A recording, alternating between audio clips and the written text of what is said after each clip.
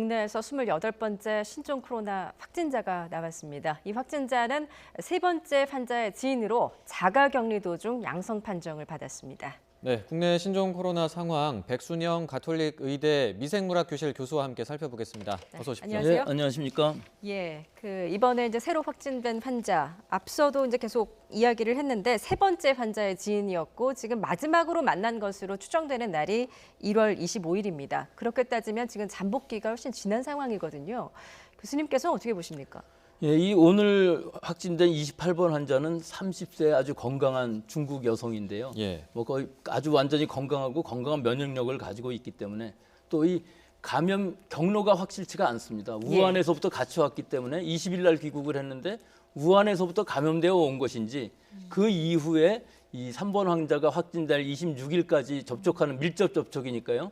이 동안에 감염된 것인지가 확실하지는 않지만 예. 이 잠복기의 문제가 아니라 이 한 가지 더 가능성이 있는 것은 이 환자는 벌써 그 초기에 감염이 되었는데 그 해열 진통제를 먹고 성형외과에서 처방을 받았다고 그러거든요. 예. 그러니까 초기인데도 불구하고 이제 증상을 전혀 못 느끼는 거죠. 인후통, 뭐 여러 가지 근육통 이런 것들이 해열제에서 열도 안 나고 네. 진통제에서 느끼지 못하고 지나가고 그 다음에 회복기를 거치게 되면은 이 음성, 양성 경계선상에 나올 수도 있습니다. 시간적으로 볼 때에는 오히려 잠복기로 무증상으로 가고 있는 걸 수도 있지만 아예 회복이 돼서 거의 바이러스가 몸에서 없어진 상태. 그래서 그 다음에 이제 마이너스로 가는 거죠. 이 음성으로.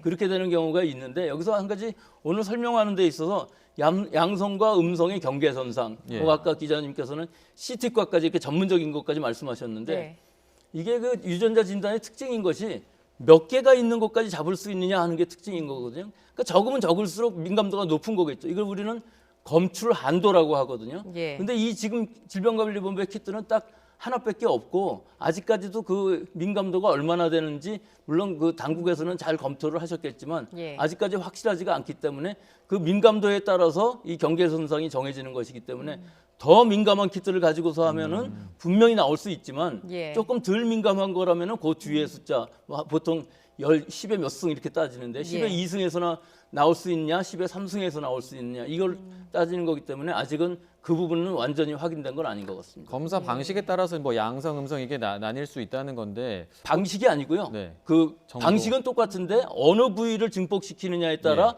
그 민감도는 달라질 수 있습니다. 그렇군요. 네.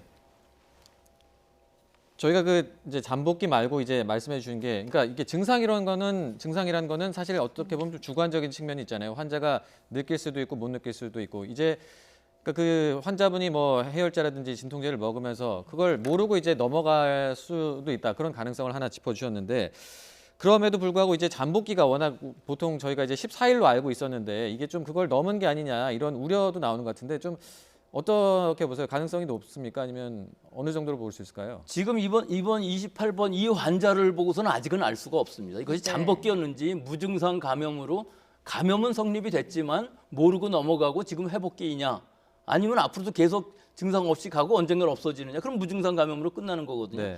이 환자에 대해서는 알 수가 없지만 중국에서 논문을 하나 지금 발표를 했었는데 그건 발표한 게 아니고 사실은 오늘 2시에 그 질병관리본부장도 언급을 했다시피 우리가 논문을 이렇게 내면은 그것은 서브미션 제출을 한다 그러고 그거를 그 학회에서는 평가를 해서 이것을 받을 것인지 거부할 것인지 하는데 아직 억셉트라는 그 받는다는 게 결정 안 난 논문이거든요. 확실치가 않은데 1000명 정도의 환자를 해보니까 한 명이 24일 정도의 잠복기까지 가더라.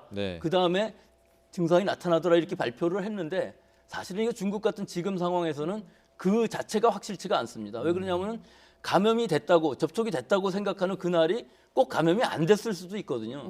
그 뒤에 뭐 2차, 3차 감염이 계속 있을 수 있고 중간에 환경이 굉장히 많이 바이러스로 오염되어 있기 때문에 그 중간에 어느 시점에서 또 재접촉이 됐을 수가 있고 그때부터 시작하면 14일 안에 들어오는 건데 이 모든 바이러스가 14일이면 14일 뭐 이렇게 정해져 있는 날짜에 꼭 나오는 건 아니고 뭐 1000명에 한 명, 10,000명에 한 명은 그 이후에도 발증하는 사람들이 얼마든지 있기 때문에 아직까지는 이 한 케이스 갖고서 그렇게 예단하기는 어려운 그런 상황입니다. 그렇군요. 특히나 이번 28번째 환자 같은 경우에는 교수님 말씀하셨듯이 이제 진통 소염제를 복용하고 있었기 때문에 더 애매한 측면이 있겠군요. 그렇습니다. 자, 이번 28번째 환자, 세 번째 환자의 지인이었는데요. 지금 세 번째 환자에서 파생된 확진자가 지금까지 5명입니다. 그 과거 메르스 때는 5명한테 파생을 시키면 사실 슈퍼 전파자로 분류를 했었거든요. 이번에는 어떻게 봐야 되는 겁니까? 근데 이번에 것은 꼭 그런 것은 아닌 것이 이 세 번째 환자가 직접 감염시킨 것은 사실 6번 환자밖에 없거든요. 예. 6번 환자의 부인과 아들이 감염됐고 그 3차 감염이라고 할 수가 있는 거죠. 그 아드님은 퇴원했습니다. 건강해서.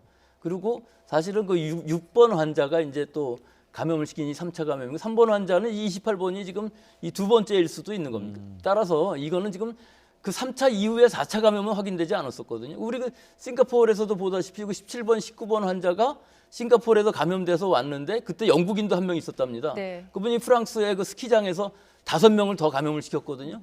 근데 이제 슈퍼 전파자의 가능성은 있었지만 그 다음 감염은 4차까지는 가지 않았었기 때문에 아직까지도 그 중국 이외의 국가들에서는 보통 중국에서도 원내 감염인 경우가 많지 예. 뭐 밖에서 일반 환경에서 지역사회 전파로 이렇게 슈퍼 전파자가 나오는 일은 거의 확률이 굉장히 낮습니다. 아, 예. 예, 그렇군요. 그 최근에 이제 그리고 26번, 26번째 그리고 27번째 환자 같은 경우에는 중국의 광둥성을 다녀왔는데 이쪽 지역에도 이제 후베이성 다음으로 이제 환자가 많다고 하던데 이쪽도 좀 제한이라든지 입국 제한이라든지 이런 부분 이런 조치를 취할 필요성은 어느 정도라고 보세요? 지금 실제로 중국에서 들어오는 입국 관리는 굉장히 엄격하게 하고 있고요. 또 실제로 우리 일본에서 하는 것처럼 입국 제한은 안 하지만 사실 누구도 모르게 거의 못 들어오게 하는 수가 많이 있기 때문에 절차적으로요. 지금 거의 중국에서 들어오는 그 승객은 60% 정도 줄었다고 합니다. 예. 근데 지금 보면은 동남아시아 같은 데에는 중국만큼 또 만연돼 있을 수도 있거든요. 환자 수가 적다고는 그러지만 그게 진짜 적은 건지 혹은 진단 방법 같은 게 확실하게 확립이 안 돼서 적은 건지 알 수가 없기 때문에 예. 지금 상태의 방역망에서 우리 지금 지역사회 감염이 얼마나 있는지 이걸 대비해서 하는 것이 좋지. 그 뭐 입국 제한을 한다고 그래서 큰 효과는 없을 것으로 보입니다. 아, 네. 현 시점에서 이제 중국 전역으로 입국 제한을 확대해야 된다 이런 목소리가 있는데 현 시점에서는 그렇게 유효성 있는 조치는 아니다라는 그렇습니다. 말씀이시군요. 자, 정부가 오늘 저녁입니다. 이제 우한에 3차 세 번째 전세기를 보내는데요. 이번에는 이제 1, 2차 때와는 다른 게 이제 중국 국적의 교민들도 이제 함께 옵니다. 아무래도 방역에 좀 신경을 써야 할 텐데 어떤 점에 좀 신경을 써야 될 거라고 보십니까? 역시 지금 열흘이 더 지났지 않았습니까? 지난번에 귀국한 분들하고 열흘 정도 더 위험 지역에 노출되어 네. 있었기 때문에 좀 더 위험성은 높아졌다고 볼 수 있고 지난번에도 귀국한 2차에 걸쳐서 귀국하신 분 중에서 2명의 확진자가 나왔거든요. 그래서 이번에도 좀 더 검역을 철저히 해서 일단 귀국을 하게 되면은 사실은 증상에 상관없이 유전자 진단을 한번 해봐서 무증상 감염이 또 있을 수도 있기 때문에 네. 지금 오늘 확진되는 환자처럼 증상은 없지만 바이러스를 갖고 있는 사람들은 얼마든지 찾아낼 수 있기 때문에 네. 바로 유전자 진단을 실시하는 것이 지금 방역 당국의 이 책임이라고 봅니다. 예. 예. 알겠습니다. 그 교수님 그리고 일본에서 지금 크루즈선에 그 굉장히 많은 사람이 타고 있고 여기서 이제 환자가 많이 발생을 하면서 여기 우려를 낳고 있는데 하루 만에 뭐 60명 이상 이제 환자가 발생하고 이러다 보니까 이걸 좀 여쭤보고 싶었어요. 그 지금 배 안에 일단 격리가 계속 돼 있잖아요. 근데 이분들을 배 안에 계속 머무르게 하는 게 맞는 건가? 아니면 좀 육상으로 옮기는 게 오히려 확산을 막는 데 좀 도움이 되는 건 아닌가? 이런 생각도 드는데 어떻게 보세요? 그 지금 두 가지 다 한번 생각을 좀 해봅시다. 65명이 어저께 확진이 됐어요. 예. 그런데 과연 지금 3,700명이 타고 있던 배에 우리가 시설 격리라고 그러는데 우리 같으면 초기에는 그게 가능합니다. 네. 근데 3,700 지금 아마 배 안에 있는 사람들 3,500 몇십 명 정도 될 건데 이걸 격리해서 이송해서 실제로 불가능합니다. 이송해서 육지에다가 네. 격리시킨다는 거, 시설에다 격리시킨다는 거는. 근데 사실은 일본에서 처음에 아이디어를 냈었어요. 자기네 나라에서 환자가 많이 생기면은 크루즈 하나 빌려서 거기를 완전히 소독한 다음에 거기다가 격리를 시키겠다는 굉장히 좋은 아이디어를 냈었거든요. 예. 예. 근데 이거 초기 방역 자체가 완전히 실패한 겁니다, 일본은. 아. 초기에 이걸 대응을 했어야 되는데 지금 격리라고 말씀하셨잖아요. 전혀 격리가 아니에요. 아, 왜 그러냐면은 한 명 있는 선실은 나가지 못하게 하면 격리가 되겠지만 4명, 5명 있는 선실은 그 서로 거기서 혼합돼서 한 명 걸렸으면 다 걸리는 거거든요. 네. 또 한 가지는 승객들이 많이 있기 때문에 여기를 살균을 못 합니다, 전체는. 이 중간중간에 동선이 많이 겹치는데 네. 살균을 할 수가 있죠. 또 80% 이상이 고령자들이에요. 평소에 먹는 약도 공급이 안 된답니다. 네. 그 크루즈 탈 때 뭐 옷을 며칠씩이나 갖고 타겠어요? 뭐 일주일 거 갖고 탄다 치더라도 네. 빨래도 해야 되고 이 침구도 다 갈아줘야 되는데 예. 이것도 안 된답니다. 지금 현재. 또 이 선원들도 이게 잠재 감염자거든요. 근데 이 선원들이 음식도 배달하고 뭐 여러 가지 케어를 하고 있기 때문에 이거 자체가 전혀 격리가 아니고 지금으로서는 뭐 전수조사를 한다고 그러는데 네. 전수조사도 일본 방송을 들어보면 어렵다고 하는 이유가 자기네가 아무리 빨리 해도 이거 2주일 안에 할 수도 없습니다. 네. 따라서 이건 완전히 그냥 일본이 잔인한 방역을 하고 아. 지금 안에 있는 사람들은 우리도 14명이 있거든요. 예, 현재. 우리 국민 14명이 같이 있죠. 예, 선원 5명에 승객 9명인데 예.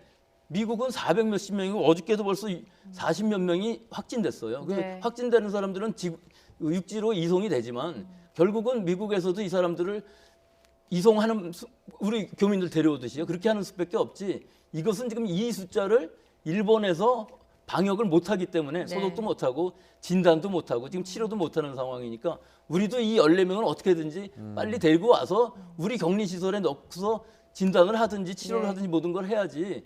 지금 이 상태로 계속 가면은 이 아베 정권의 정치 노름에 좀 놀아나는 것 같은 느낌이 네. 많이 들고 일본은 언론 보도 통제까지 돼 있다고 하니까요. 지금 아주 심각한 상황입니다. 이건. 예, 빨리 우리 국민을 데려와야 예, 될 것 그렇습니다. 같다라는 저는 그렇게 필요성이 생각합니다. 예. 느껴지는 부분인데 지금 선내에서 이렇게 감염이 한꺼번에 확 퍼지다 보니까 혹시 공기 중 감염이 있는 게 아니냐는 우려도 있습니다. 일단 우리 정부는 공기 중 감염 가능성은 낮다라는 입장이거든요. 교수님 어떻게 보십니까? 그게 완전히 없다고 할 수 없는 것이요. 예. 이 크루즈선에는 홍콩 80대 노인이 확진된 사람 한 명밖에 없었습니다.